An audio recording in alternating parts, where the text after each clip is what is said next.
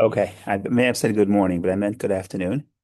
Um, we are going to think about like the weekly Torah portion, which this week there's plenty of drama. So we really want to set up where we are in the story, and then we'll do the nutshell, which is the portion in short, and then we analyze some of the stories specifically. So that's usually what we do. So where are we in the story? We're in the fourth book of the Torah, book of Numbers, which describes how the Jewish people were traveling through the desert. And the idea was that after they left Egypt, they leave Egypt, they were at Sinai, they get the Torah, then they build a Mishkan, which is the temple. And then almost a year later, they leave Sinai and they're going toward Israel. The problem was that we read last week that when they left Israel, when they left Sinai, first of all, they started complaining a lot. That's one problem. The Jews like to complain, so they complain a lot. A bigger problem is that last week we read in the story how the Jewish people lose faith. They come to Moses and they say, let us send spies to go into the land of Israel and we'll see what's the best way to conquer. And Moshe says, okay. And he dispatches the spies. The problem is the spies return. And when they return, they come back and they say, it's a terrible idea. The local people are too powerful. Even God cannot help us. And basically, it's a terrible idea. We shouldn't go to Israel. And then people started complaining. Well, that was just the 12 spies came back. 10 of the spies give a negative report. Two of them come with a positive report and say, no, we can do it. But either way, most of the Jewish people were persuaded by the majority, by the 10, and they lose faith. They don't want to go to Israel. And it was a terrible tragedy because at that point, God says, okay, if you don't want to go to Israel, we're not going to go to Israel. And the Jewish people did not go into Israel it was delayed 40 years. So that entire generation who left Egypt did not merit to enter the land of Israel. And only 40 years later, did the Jewish people arrive at the land of Israel at the bank of the Jordan River, and that's when they crossed into Israel. So that was last week. Now this week, other problems happen because think about the Jewish people, think about the situation. They had this promise, we're going to leave Egypt, we're going to go to Israel, and now they're disillusioned because they hear how they're going to be in the desert for 40 years. Obviously, they're in mourning and they're upset. And when people are upset, it's very easy to rile them up. And what happens here is the name of the portion is Korach, which is a gentleman who happened to be a relative of Moses, and he leads a rebellion against Moses. And basically, he says Moses and his brother Aaron, they took all the power for themselves. Moses is the leader, Aaron is the high priest, and really everybody's holy, everybody's connected to God. Why do they think they're leaders? And he leads this rebellion against, and other people came along. And this is a terrible, terrible problem. It's also a terrible threat to Judaism because if you think about it, and we spoke about this in the past, that there's 13 principles of Judaism of Maimonides, and one of them is, and a very important one is that we believe in the prophecy of Moses, because everything we have in the Torah, we get from Moses.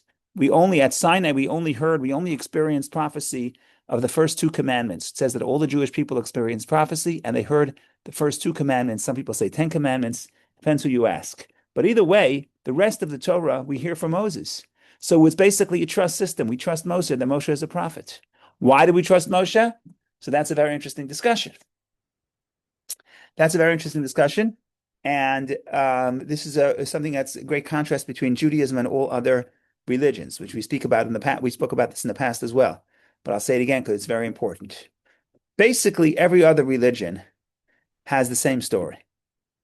And the story goes something like this, that God spoke to a few people, one person or two people or a handful of people, and God spoke to them. And then those people were supposed to go and speak to everybody else and pass the message along to everybody else, which is a wonderful story. But you could see that it's not so hard to get a conspiracy off the ground. It's not so hard to convince a small group of people to say that they experienced something and then convince everybody else. In all the history of the world, there is no other religion that has a story like the Jewish people. The Jewish story is not that God revealed himself to a few people, but that God revealed himself to everybody, to hundreds of thousands of people at Sinai. And that's a fascinating phenomenon because it's a unique phenomenon. And the reason why it's unique is it's very hard to replicate. Because you can convince people that God revealed himself to you, but you can't convince people that God revealed himself to them. That's a much harder story to get off the ground, which is why no one ever tried it. The point I'm trying to say is that Maimonides talks about this, and Maimonides says that only at Sinai, when all the people experienced prophecy, that's when they were sure about the prophecy of Moses. Because when God chose Moses, God says, go to the Jewish people and say that I sent you to them. Moshe said, no one's going to believe me. I'll take them out of Egypt. No one's going to believe me that God spoke to me. So what does God say? God says, don't worry. At Sinai, they will believe you. The bottom line I'm trying to say is that at Sinai, we all heard God speaking to Moses. Okay, so that's how we know the prophecy of Moses is the greatest prophecy, superior to all other prophecies. And so to the extent that Maimonides says that's one of the fundamental principles of Judaism. Okay. Korach says Moshe is making stuff up on his own. And if Moshe says Korach is making, if Korach says Moshe is making up things on his own, then that's a threat to all of Judaism. And it was a terrible story because a lot of people were persuaded against Moses. The end of the story is also tragic. Moshe goes to them, tries to negotiate, tries to speak to them, tries to reason with them, but they were not open to reason. And part of that is that it's basically the mourning about not going into the land of Israel. So when people are mourning, they're not thinking logically. And the sad story is the earth opens up its mouth and swallows them in, and that's the end of that. And then the lesson, then we, and the end of the parsha talks about the Levites and the priests. We could talk all about that. So that's the story on the basic level. It's just a political story, but we're coming at it from the Hasidic and Kabbalistic perspective. And from the Hasidic and Kabbalistic perspective, Korach is not just a power-hungry person. Korach has a great philosophy. And in some points, he makes a lot of good points, and that's why he's persuasive. Because a demagogue, to be persuasive, you also have to make good points. If you just say things that are nonsense, you're not going to get a great following. And Moses, and therefore, we also want to think about not just why Moshe was right, but also in what way Korach was correct. And also, we always come back to the question of what do we learn from that? What is the relevance to us in our life? So there's a lot to talk about, and this is the first introduction. The next introduction is when we read the story in a nutshell, in short. I'm going to put it on the screen from Chabad.org, Parsha in a nutshell, Korach in a nutshell. Here we go. Okay, the name of the Parsha, Korach, refers to Korach, who is an individual, head of the rebellion against Moses and Aaron, and is found in Numbers chapter 16, verse 1. Korach incites a mutiny, challenging Moses' leadership, and the granting of the kehuna, the priesthood, to Aaron. He is accompanied by Moses' inveterate foes, Datan and Aviram. So there's a history with these two individuals who also are against Moses. Joining them are 250 distinguished members of the community who offer the sacrosanct Torah, the incense, to prove their worthiness for the priesthood. This is very short, but the end of the story is the earth opens up and swallows the mutineers, and a fire consumes the Ketoret offers. So what is Ketoret? So in the temple, there was all kinds of services, all kinds of offerings, but what was considered the most holy was Ketoret. Ketoret is incense. They would take certain spices and leaves and burn them and put them on coal, and it would create smoke, and that was basically perfume. That was a good aroma, good smell. And that was considered the most holy service in the temple. Why that is, we can discuss that.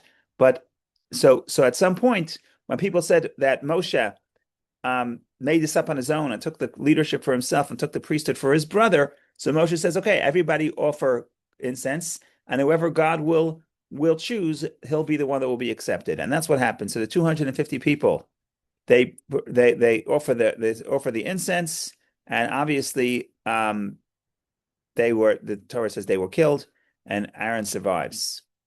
A subsequent plague is stopped by Aaron's offering of Ketoret. Aaron's staff miraculously blossoms and brings forth almonds to prove that his designation as high priest is divinely ordained. That's another story. After the story dies, after the earth opens its mouth, after the earth opens its mouth and swallows all of Korach's camp, the people complain. The next day they complain and they say, Moshe and Aaron, you're causing Jews to die. You killed the congregation of God. So now, again, they have to show the people, they do another sign that God shows Aaron. And basically, they take the leaders of each tribe. Each tribe takes a staff, a stick, and Aaron takes a stick and they put it into the temple. And the next morning, miraculously, the stick, which was already detached from the earth, blossoms blossoms of flowers, and then creates almonds. And that's a sign that God shows Aaron. Why almonds? Why this sign? All this people talk about, we can get into it. But either way, this interesting thing about almonds, almonds is the first fruit to ripen.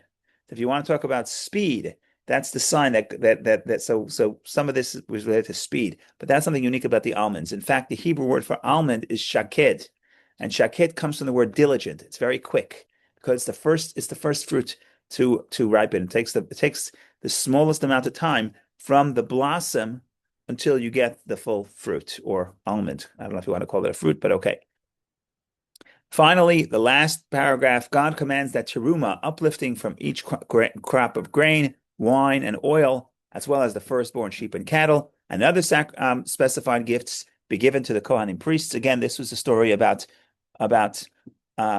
questioning and questioning the validity of the priesthood. So here God reiterates the idea of the priest and how you have to give to the priests, and you give to the priests certain gifts of produce, because remember, unlike in ancient Egypt, where the priests could be landowners and the priests could be wealthy and basically the privileged class, in Torah, in Judaism, the priests who are considered the most spiritual actually are poor. They don't own any land. They're not allowed to own land. They didn't get any land in the land of Israel. So basically, the priests need to be supported by the congregation, by the people. And part of that was teruma. You're supposed to give a gift of produce, and a gift when you have wine, a gift of wine, and animals, etc. So that's how the story concludes. Basically, it's a discussion about the priesthood, the challenge against Moses, the challenge against the priesthood, and then the confirmation of God in the institution of the priesthood. Okay, it's a nice story. We want to go through it a little bit more carefully and think about what was really happening here. What are they really arguing about? And of course, ultimately, everything has to boil down to what is lesson to us. So that's the story in short. If anyone has any questions clarifying about the story or any direction specifically you want to go into, please share. Otherwise, we begin and we'll see where we end up. So thank you for joining. Okay, here we go.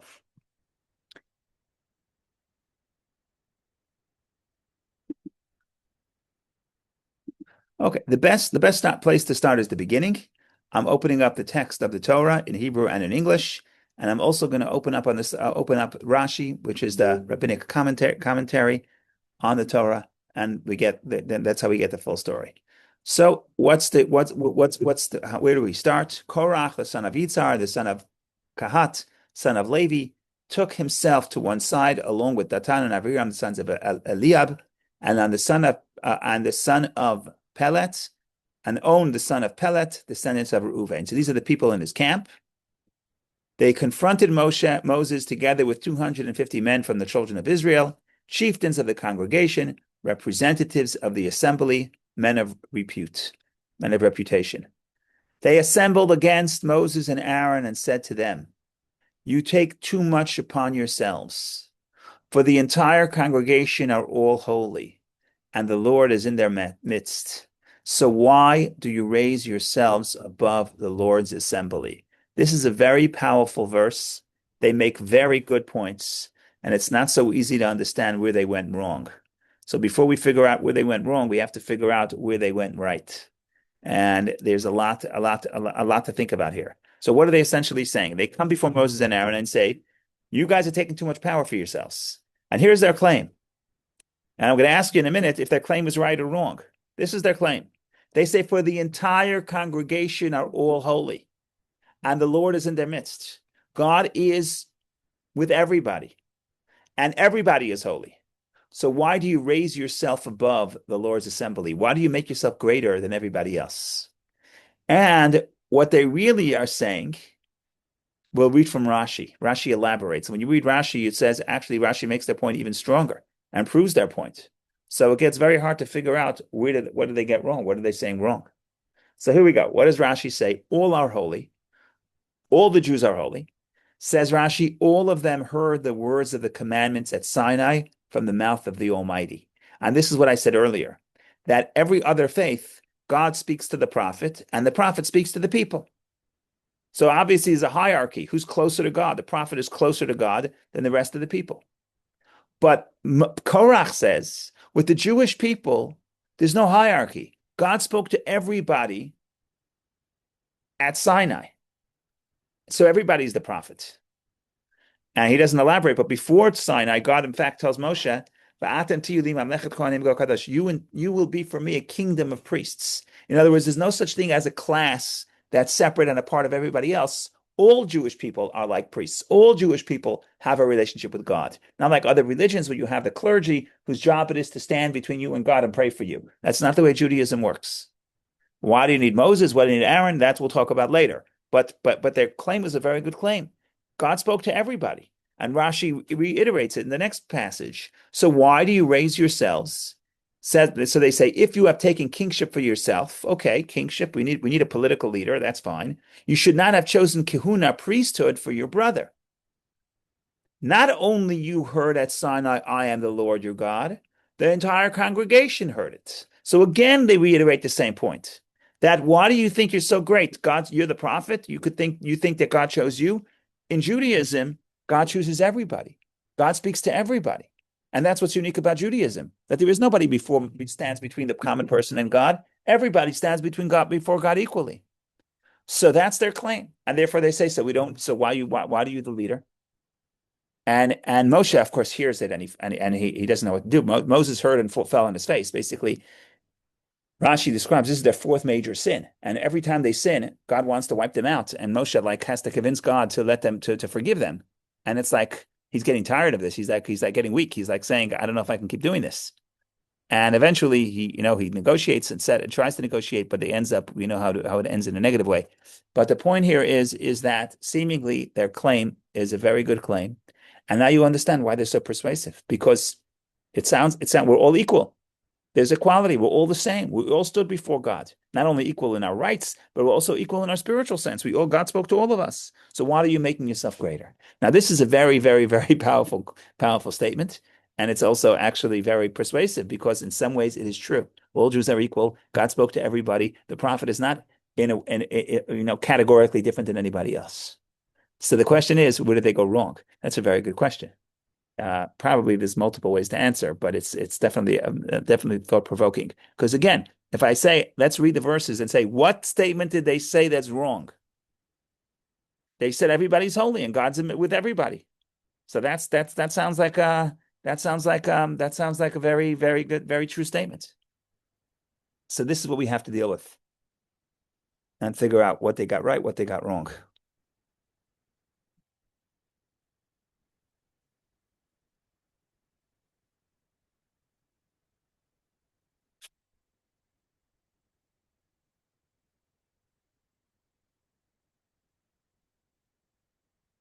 Okay, so how do we start addressing this? So there's different ways to think about it. One way to think about it, and this I say most years because it's very beautiful, I think, is to look at what Korach says and then compare it to what Moses says earlier. And when you look at those two, you'll see where they made their mistake. Okay, what do I mean? So let's open up the verses. What do they say? They say, Ki kal ha'eda kulam kadoshim. The entire congregation are all holy. And like I said, that's a statement that it's easy to back up. It's easy to back up because they're right. God spoke to everybody at Sinai. So everybody is holy. Okay, fine. Now, if you want to look something interesting, you want to look at what Moses says to the Jewish people earlier. I mean, God says it through Moses earlier in the Torah, in the book of Deuteronomy, Leviticus chapter 19. This is a beautiful parsha because this portion doesn't really have one specific theme. The theme of Kedoshim is the middle of the book of Deuteronomy, and it's not one specific theme. It's basically a collection of many commandments And it's basically commandments not just of how to serve God in the temple, which is what most of the book of Leviticus is about. Most of the third book is about serving God in the temple, but it's really about how people should treat each other. Love your fellow as yourself is there, and many other commandments between people, and how to live a moral life, not in the temple, but in your regular day-to-day mundane life, how to serve God in those contexts, how to be a good person in those contexts. Now, what's interesting is that parsha, that portion is called Kedoshim, holy, because the opening statement of that portion is, speak to the entire congregation of the children of Israel and say to them, you shall be holy, for I, the Lord your God, am holy. You have to be holy. Why do we have to be holy? Because God is holy. And then the Torah starts, what should we do? How are you holy? Well, serve God? No, that's number two. First thing to be holy, honor your father and your mother. Or fear. He says fear. It's really respect. Every man shall fear his mother and his father, and you shall observe my Shabbat. And it goes on and on and on. How to give charity. When you reap the harvest of your land, you shall not fully reap the corner of your field, nor shall you gather the gleanings of your harvest. You shall leave them for the poor, for the stranger. I am the Lord your God. You shall not steal. You shall not deny falsely. You shall not lie one man to his fellow, etc., etc. So the point is, this is not just about a relationship with God. It's relationship, how to live a life be a mensch, like you say in Yiddish, be a decent human being to other people, to your parents, to other people. And that's all those commandments are categorized in the Parsha, are organized in the Parsha called Kedoshim to you, holy, you shall be holy. So there's a beautiful commentary that says, one second, you want to know the difference? When you don't know what Korach is wrong, I'll tell you what he's wrong. Like I said, whenever there's a demagogue, part of what they say is true, but the context is not fully there. So is it true that all Jews are holy? Yes. Is it true that God spoke to everybody at Sinai? So therefore, in some ways, the prophet is not greater than everybody else? Yes, of course. Is it true that all Jews are holy? Yes, all Jews are holy. But that's only part of the truth. That's not the whole truth. Now we know that part of the truth is also not the truth. What is the truth here? And why do you need a leader? Why do you need a priest? If ever God spoke to everybody, we're all holy.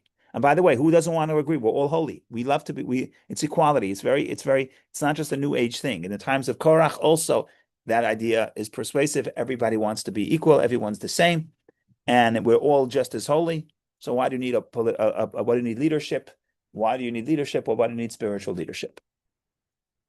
So it's true we're all holy, but the point here is that if you look at what Moses says, God doesn't say through Moses, he doesn't say you are holy. Of course you're holy. Of course we're holy. But if you looked at Deuteronomy, at Leviticus, the third portion, which we looked at last, there it says, what does it say? It says, Kedoshim tihiyu, you shall be holy. You shall be holy, and certainly in the Hebrew, but in the English also, is future tense. You should be holy. Now, what's the difference between someone who tells you you are holy or you should be holy? You should be holy means you graduated. You're holy. You're perfect just the way you are. No need to grow. You shall be holy means you're holy, but never stop. You have to continue growing because all about a relationship with God is always continued growth, is personal growth and spiritual growth. Why? Because God is infinite. So if we say you should be holy because God is holy, God's holiness is infinite, is infinite. So your holiness has to be infinite. You always can grow more. No matter how holy I was yesterday, today I have to try to be better. And that's the difference. And that goes to the core. Korach says everybody is holy. We don't need a role model. We don't need a spiritual mentor because we're all holy. We're all the same. Moshe says we're all holy. But because we're all holy, because specifically God spoke to us and we are connected to God, that's why we have to always say, I need to grow. I need to keep growing because God is infinite. I have to grow. And that's why you need a Moses. That's why you need a priest, because the priest is somebody who dedicates their entire life to spirituality and therefore is a role model of how a person could grow in their spiritual connection to God. Not everyone could be a priest. People have to be farmers. People have to be in the economy. People have to make society function. Okay, but you want to have a role model and say, I can grow. I can grow and I can expand my spiritual connection to God. And that's not a contradiction to the fact that we're all holy. Right? So now think about it this way. If you come to somebody and you say, you're perfect, so it's a compliment. So everyone says, yeah, I'm excellent. Who doesn't want to agree? But in a way, it's actually it's in a way, it's an insult. Because what they're telling you is that you have maxed out. You reached your capacity. So I don't care what you are. You could be the best person in your field in the entire world. But if I say, that's it, you reached your capacity, we're, naturally we're offended. Why are we offended? Because they say, well, this is all I can do. No, I could do more. Because innately we feel because we have a soul. And what is a soul? A soul is a spark of God. So God is infinite. Our soul is infinite. We don't want to accept that. We're limited because we know naturally, instinctively, that we can keep growing. So Korach is the populist. He says something. He's populism. He's saying things. He's saying things that people want to hear. Everyone wants to hear. Yeah, yeah, we're holy. Yeah, yeah, we're all the same. But he's doing them a disservice because a good leader is not someone who says you're good the way you are. A good leader says you're good, you're holy, everything is good. Because you're good, because you have the potential, because you have this capacity, that's why you should grow. So that's the first message I wanted to say. The difference between Korach, who says we don't need leadership because we're all holy, to Moshe says we're all holy, but we should become holy. We have to continue becoming holy, and therefore we have to continue growing. And that's a very important part of the story, and that's a very important part of Judaism, and a very important difference between Moses and Korach. So that's the first point.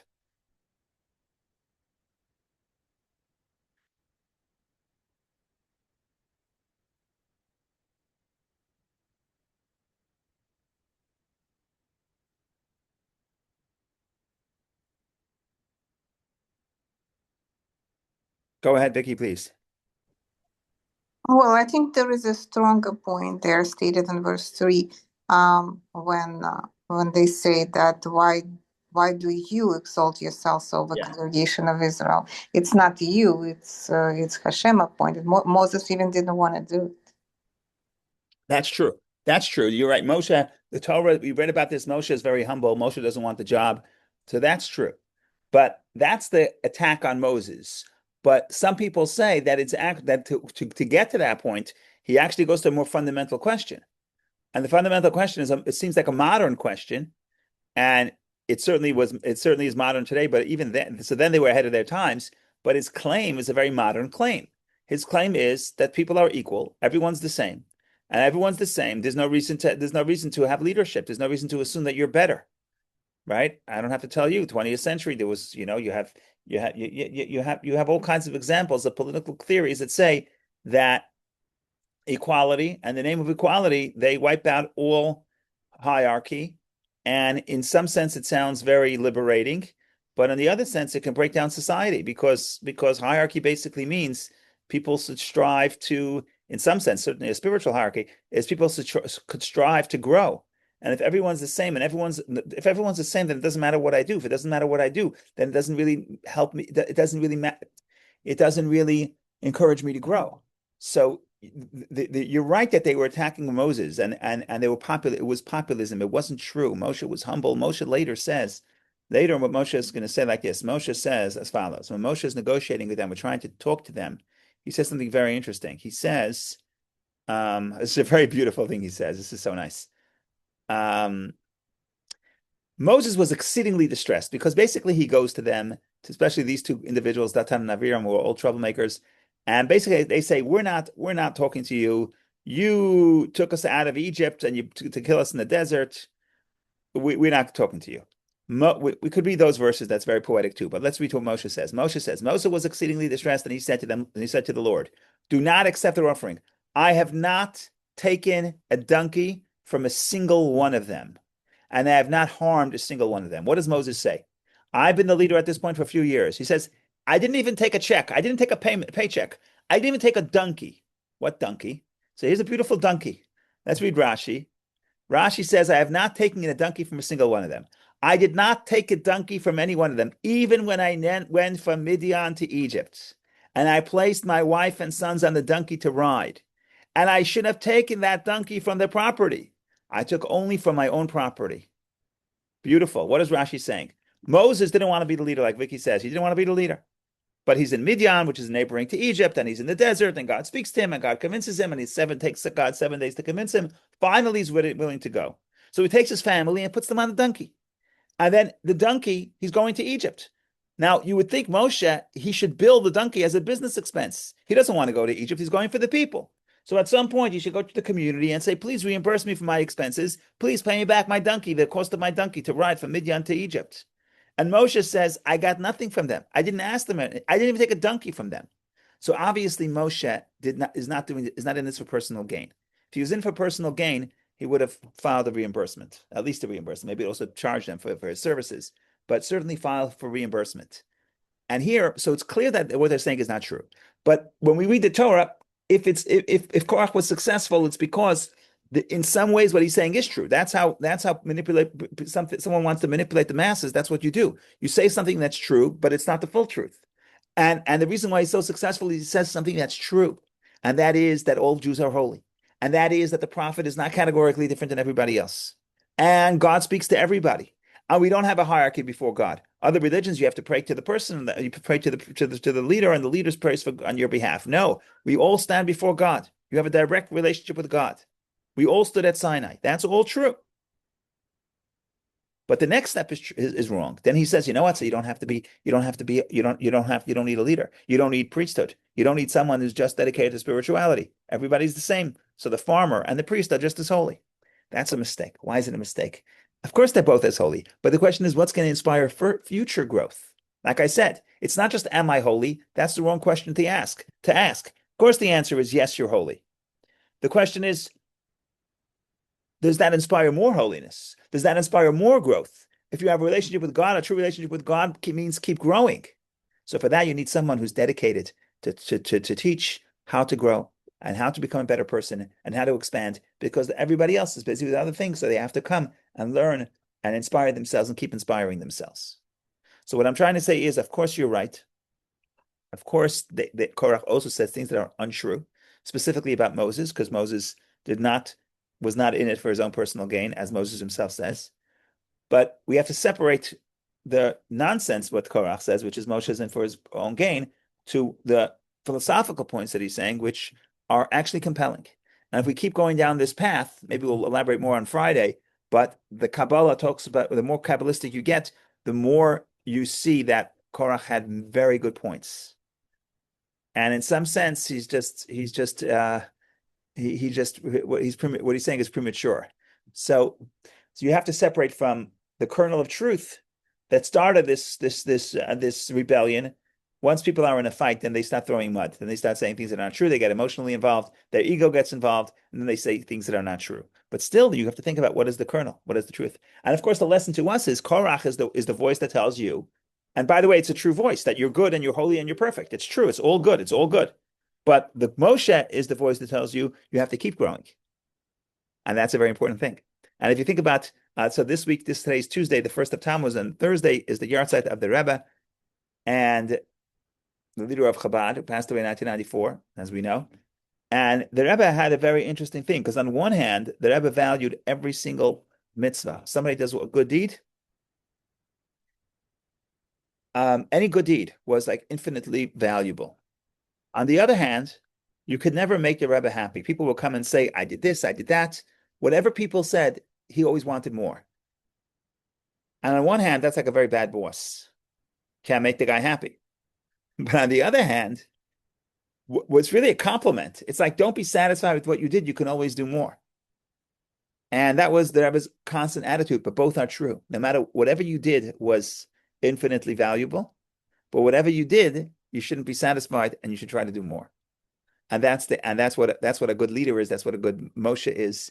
And that's what the Rebbe does. And that's what we have to do for ourselves, right? To keep on the path of growth, because every living thing always grows. If I'm exactly the way I was yesterday, I'm not really spiritually alive, right? Everything is always growing and everything is always changing. So that is a very important point. Is that because of the growth, the almond, the symbol of the almond, because it grows quickly? Yeah. So the almond is growth. The way to read the almond is two ways to read it. There's two ways to read it. Maybe I'll say the last couple of minutes of what the almond represents. Almond is speed. Yeah, but so yes. So you can think, yeah, we have to connect it. Yeah. You want to go, let's do the almond. Let's do the almond.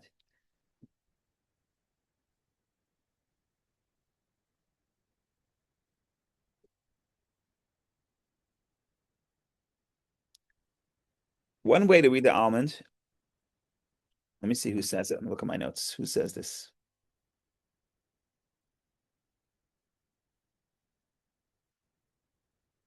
Okay, this is a Hasidic interpretation, not a Chabad interpretation, but it's a Hasidic interpretation. What's happened? The almond is a miracle. It's an absurdity, right? You have a tree, you have a stick, a staff that's disconnected from the earth. So even if it was an almond branch, but it's a stick, it's not a branch anymore. So it's disconnected from the earth, and yet the almond gives forth flowers, and it gives and produces fruit. So what does that represent? So you could just say, well, it just doesn't matter. Don't get carried away with the specifics of the sign. The bottom line is it's a sign. God performs a miracle. This happened to Aaron's staff, to Aaron's stick. Didn't happen to any other sticks. That means God chose Aaron. Okay, you could read the story that way. That's fine. But why? But what? But why? Why did it have to? Why did it have to be sticks? And why sticks flourishing? Of creating flowers. And what does it really represent? And how does it answer the claim of Korach?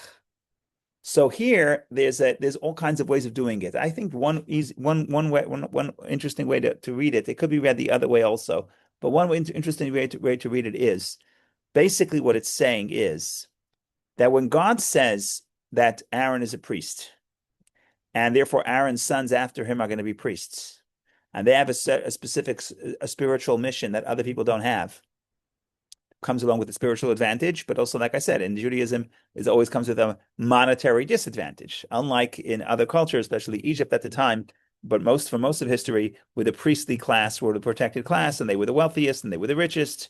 Um, here. Obviously, it's different that the priests have a spiritual advantage. They don't have, but they have a disadvantage in they have a disadvantage in the physical sense. But the point is this: the point is that what does it mean that Aaron is special? And even today, we don't have the temple, but there's certain things that the priest gets. So, for example, when you go to when in the prayer in the synagogue, you call up the priest for the first aliyah, for the first person to be called up to the Torah. And you're supposed to honor the priest, even though there's no service in the temple, but still they're considered holy because they're designated descendants of Aaron, descendants of Aaron. So what does it mean when I say that there's a priest and he's holy? Does it mean they're better than me? So maybe, at least according to some opinions, maybe what the message of the almonds are telling you is it's not because of anything they did. It's a gift from above. It's a gift from above. It's not that you say, that guy's better than me. I remember we went to preschool together. He wasn't better than me. Nobody said he's better than you. We're saying God gives that person a spiritual advantage of being a priest. And in that sense, the fact that a stick that is not supposed to give produce and is not supposed to give flour and not supposed to give almond, um, that is a sign, but yet it gives it because of God's blessing. It's a gift from above. It's not because that person inherently is better by their own effort. In other words, priesthood is a gift, and it's a gift. And if it's a gift, then it belongs to the person who God wants to gift it. It's not dependent on what you earn. So in that sense, that's what some people read the story of the flower that way, the story of the flowering, and specifically almond. That's another whole discussion because almond is speed, and according to the Kabbalah, speed represents. Let's see what speed represents. Speed represents the opposite of speed, the antithesis of speed is delay. And what does delay happen? Why do delay happen? So we can get into the whole concept of blessing. What is a blessing? What does it mean that I see you and I say, you know what, I'm giving you a blessing?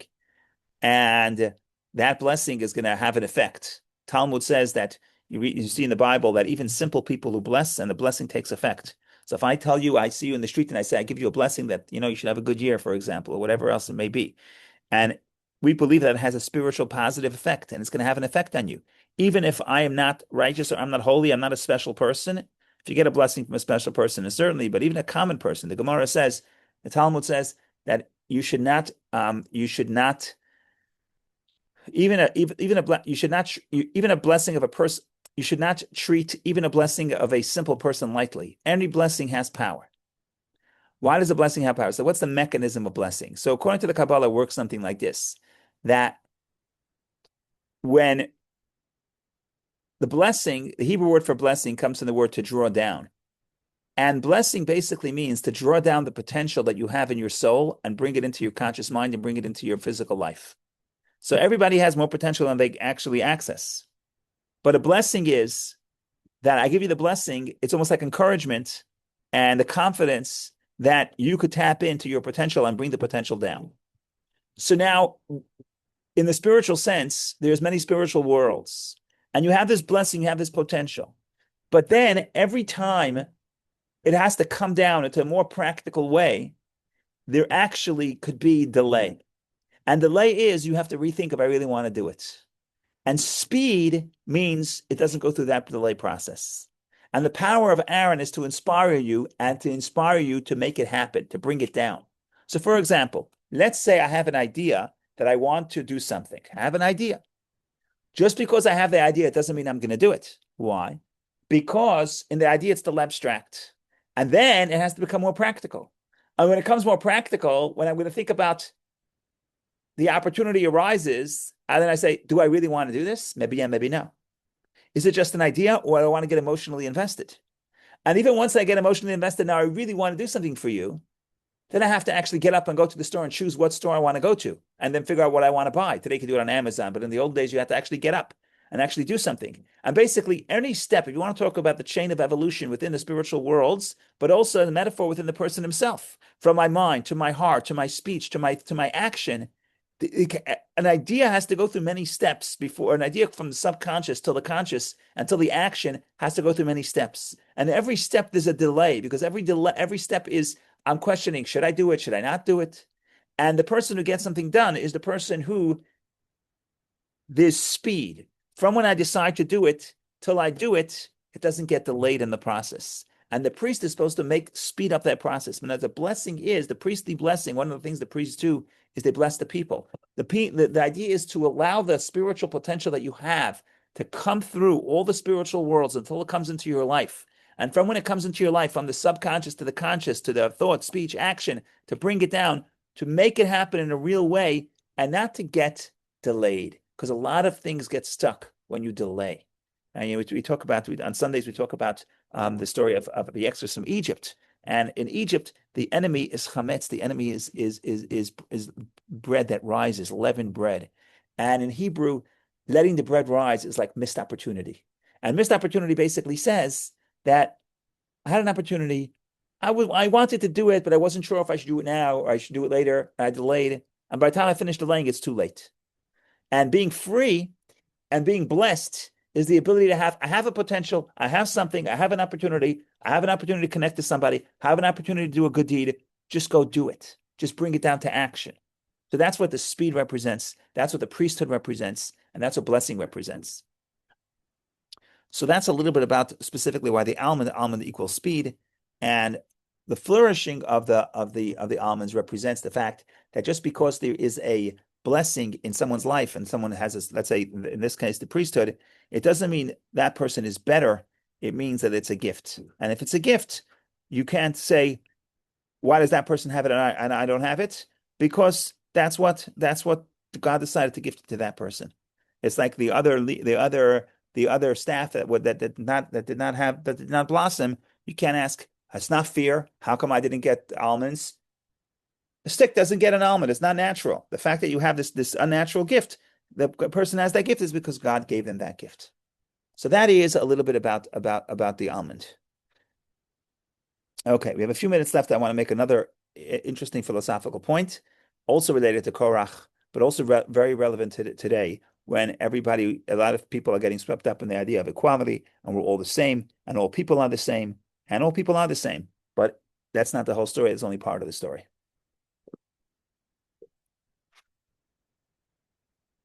Okay, so far so good. I hope I didn't say anything too controversial. If I did, please speak up. There's no problem.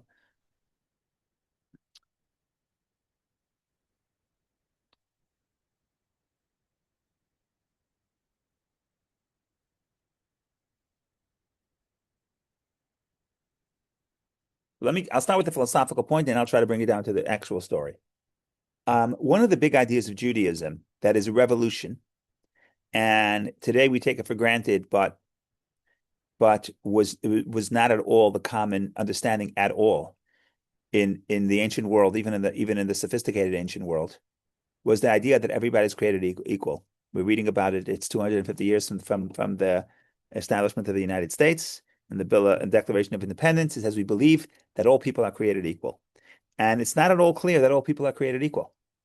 In fact, if you read the Greek philosophers, Plato especially, he didn't believe all people are created equal at all. He basically said there are different people, and just like in the physical world, there are different metals. You have gold, you have bronze, you have copper, you have silver. He says different people are created differently. And it goes by economic class. And usually, if you're born into a certain class, it's because you're a better quality. And the idea that everyone's created equal is something that they rejected completely. And Judaism says that all people are created equal because we're all created in the image of God, which is also a revolutionary idea, a radical idea, because in the ancient world, they said, well, the king was created in the image of God. And we're saying, no, every single person is created in the image of God.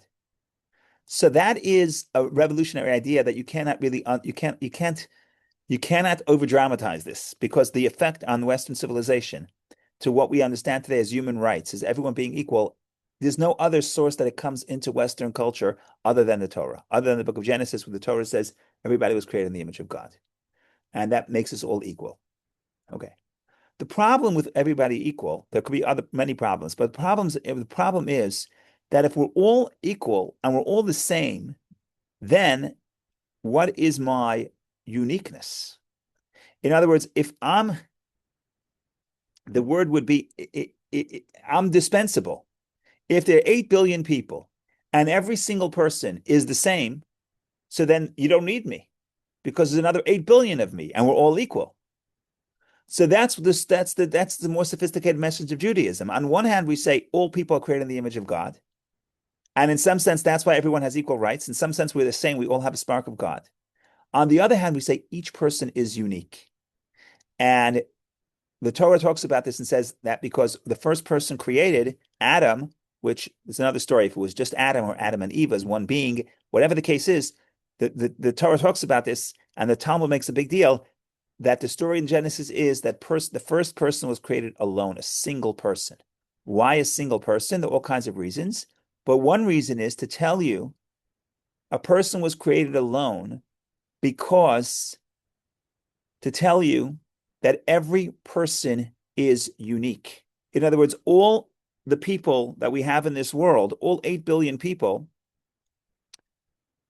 should think about themselves as if each one is really the only one, because we're all descendants of Adam, and Adam was created alone. Adam is unique. So in other words, we're having two truths at the same time. On one hand, we're saying we're all the same, we're all created in the image of God. On the other hand, we're saying each person is unique. There is nobody else just like you, not only on the planet today, but there's no other person who ever existed that was just like you. And it's actually, the Talmud makes a very interesting point that usually, a very beautiful metaphor, that when you have someone minting coins, you have a king, he wants to mint coins. Now, the way you mint a coin is the king obviously wants the image of the king on the coin. Even, that's what you do. Even in America, the king is on I don't know, George Washington is on the dollar bill, but I'm sure on the coins, there's also presidents. I haven't seen a coin in a long time. But in the ancient world, for sure, there was no paper money. It was all gold and silver. But the king minted his image on the coin. So in a way, God created human being in his image. In a way, we're God's coins. Because God doesn't really have an image, but it's a metaphor. Whatever the case is, we are all in the image of God. Says the Mishnah, when a king creates coins, he has a mold. And this mold produces many coins, but all coins are exactly the same.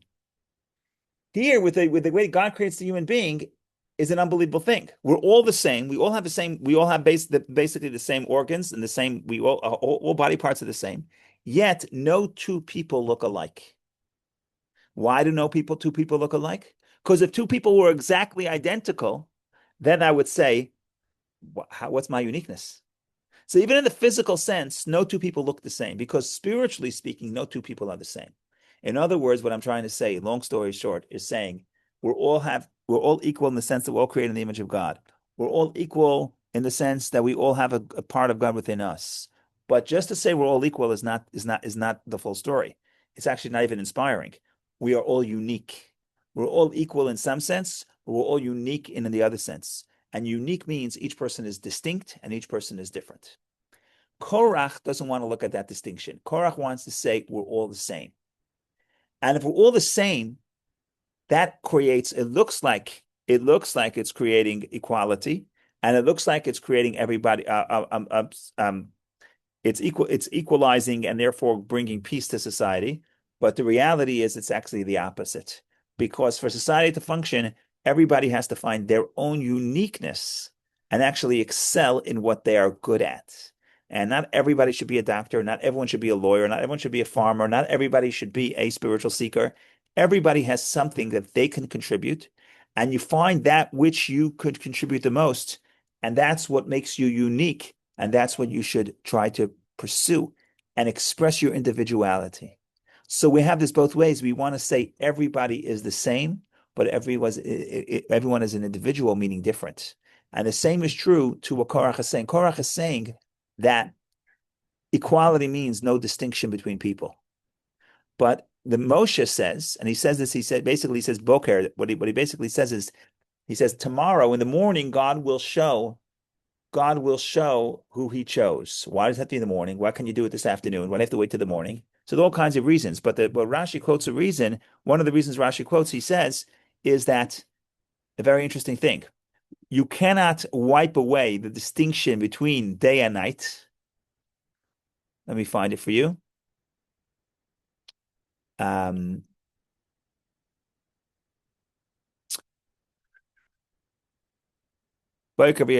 Let me find this. Oh, here it is. Moses, spoke to Korach and to all the company, saying, "In the morning, the Lord will make known who is his and who is holy, and he will draw them near to him. And the one he chooses, he will draw near to him."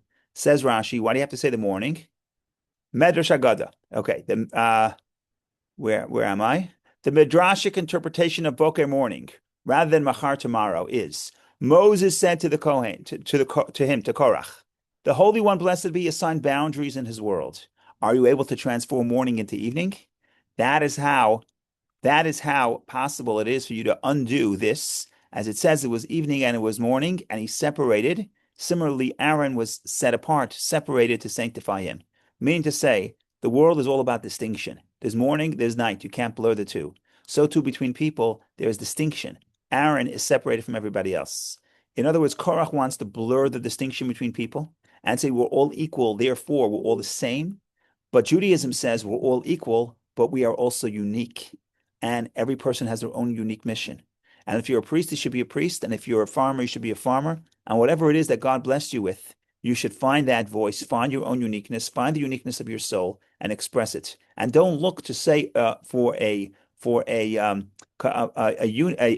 simplistic idea of equality, which means that wiping away the differences between people, because that would be a tragedy to the creation and to your own unique story.